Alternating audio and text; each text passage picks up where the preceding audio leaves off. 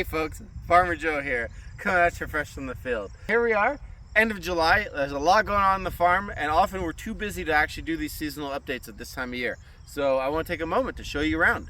So here we are. We got this beautiful section of celery. So these celeries, we've got different successions of celery. We started harvesting about 2-3 weeks ago, and we have all these different generations of celery, all the way down to these small ones that'll be harvested in October and stored in our cold room all the way into December. And so the celery's been looking nice. Celery is a very high demand crop. It requires a lot of organic fertilizer, a lot of irrigation. Got to keep a lot of maintenance goes into making that big juicy celery. Let's move on. All right, then over here we've got our zucchini. We got our cut flower section.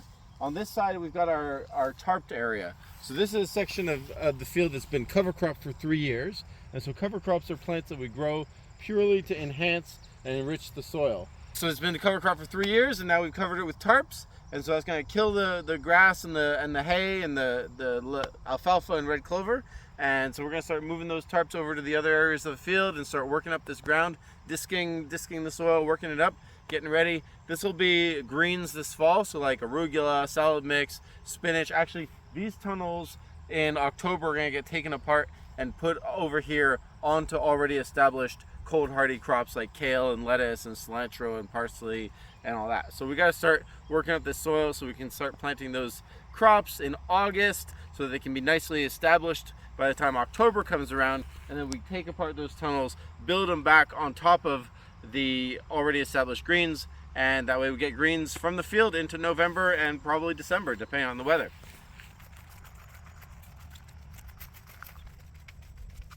Here we are in the tunnels, and so these are pickling cucumbers. We got peppers. They look nice. The peppers have been a little challenging.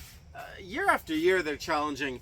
This year, they were a little bit stunted. I think we left the fruit on too early, and so next year we're going to be experimenting with removing all the flowers up until the 3rd node, and thus encouraging the plant to do more vegetative growth before it starts setting flowers. Because what we had was a lot of early green peppers, and then all the flowers were aborting. And so we went through last week and the week before, and we harvested some green peppers, hopefully to allow the plant to focus more on vegetative growth, which they have. They're looking healthier, but now we need some of those fruits to start setting so that we actually get some yield off them. So peppers are sort of not one of the huge success stories of the farm this year. The cucumbers are looking great. It's the first year we grow pickling cucumbers, and what I love about cucumbers is that they basically self-trellis. Just with their little tendrils, they reach on and they grab, so they're really low maintenance in terms of trellising. And we just started harvesting this week, and so it's the first year we ever grow them. I am excited. Hopefully we'll have loads of little pickling cucumbers for sale in the farm store.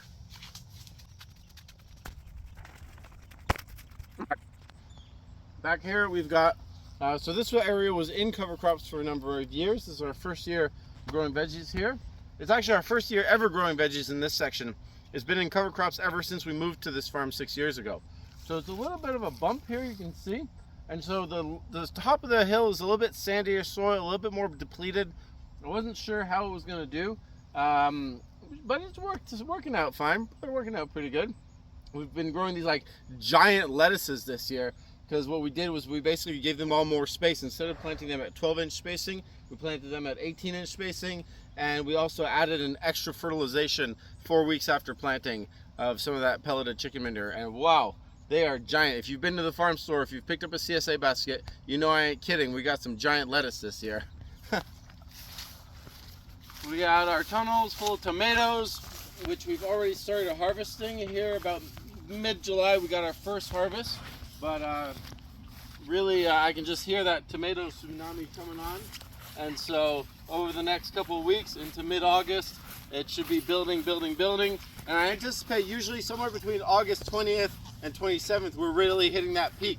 End of August, early September, we're peaking. And then, once we get into the 2nd week of September, we're coming down from that.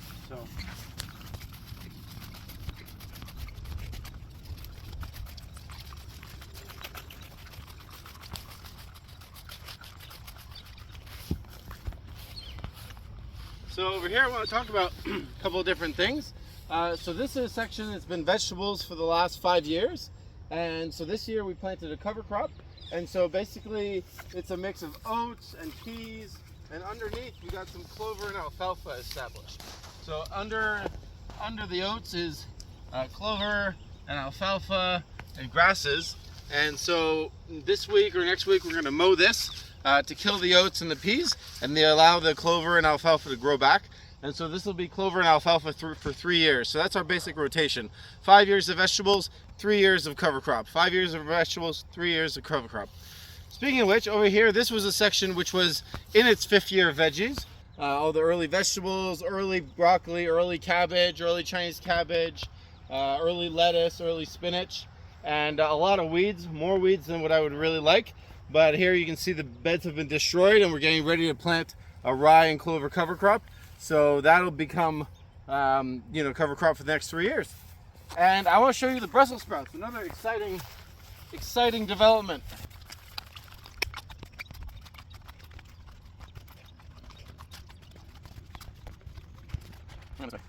Right, so here we are in the Brussels sprouts. We don't usually grow Brussels sprouts, but some of you may have met our awesome field employee named Catherine. Her favorite vegetables is Brussels sprouts, and she's been asking me for years, hey, can we grow Brussels sprouts? Can we grow Brussels sprouts? And finally I caved, I said yes, and I'm so grateful that I did. I mean, look at these plants. They are gorgeous. Here we are, end of July. We've already got some Brussels sprouts forming. This week we're gonna go through and just do some leaf removal. As you can see in this plant, I already took off the leaves from the bottom. That's gonna help improve airflow, mitigate against fungal and bacterial diseases. And yeah, I mean, these plants are gorgeous. So thank you, Catherine, for insisting on that. And over here we get to our carrot section. So this here, we've got 24 beds of carrots at different stages of growth. All of them in theory will be ready for Carrot Fest, which is September 26th. So, and also we're gonna have a second week of carrot harvest the week after, I think October 3rd.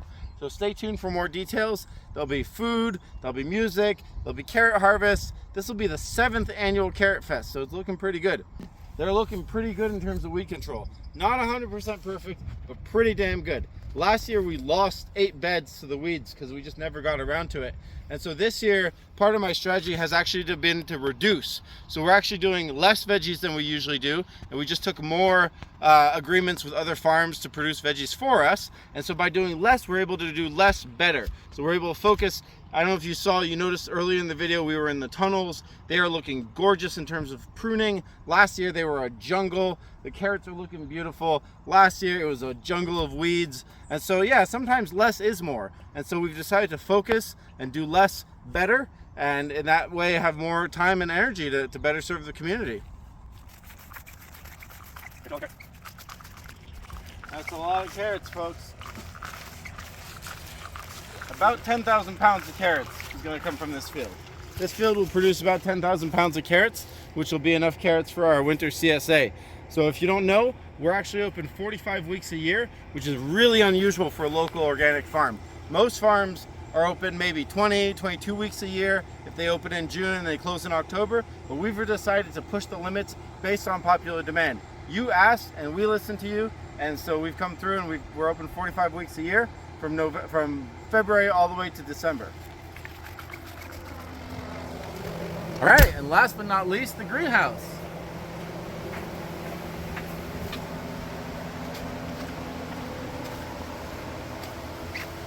So here we are in the greenhouse. This is where we grow the greenhouse tomatoes. So as you saw earlier in the video, we grow tomatoes outside and we grow tomatoes in the greenhouse. And the point is that in here, we're able to plant much earlier and get higher yields. But we don't have as much space, so we don't quite grow everything we need. So we still need to grow out in the tunnels. And this is also where we grow all our regular cucumbers. They've been harvested, so there's none. Oh no, there they are. You know, this is where we grow all our regular sized cukes. And because in here we're protected from the cucumber beetle, which really love this type of cucumbers. And also it allows us to get a longer season. So we start harvesting cucumbers here in late April, early May. We start harvesting tomatoes, cherry tomatoes in late May, slicer tomatoes early June. So by the time the plants are still tiny outside, we're already harvesting in here. So yeah, there you go. That's a little update from the farm. Thank you all for watching. Thank you for being part of this community. We couldn't do it without you. You know, it's a lot of work, and it's worth it because we know there's people like you who are out there appreciating what we do. And it's such, you know, we're so grateful for your commitment to the farm. And every time, you know, I see you or I hear feedback from Jen or the other farm store team or through email or online reviews about how much you love what we do, it's so meaningful to us because it's a lot of work. And we don't just do it for the money. I mean, the money's pretty slim in farming, but we really do it to have a contribution, to make a meaningful contribution to the world. And we love when we hear from you how much you enjoy our products and how much you enjoy the farm. So if you have any suggestions, any ideas, if you want to get involved, if you want to volunteer, if there's some project you've always dreamed of doing, you want to talk to us about, let us know. And yeah, anyway, thank you for being here, and we'll see you later, folks.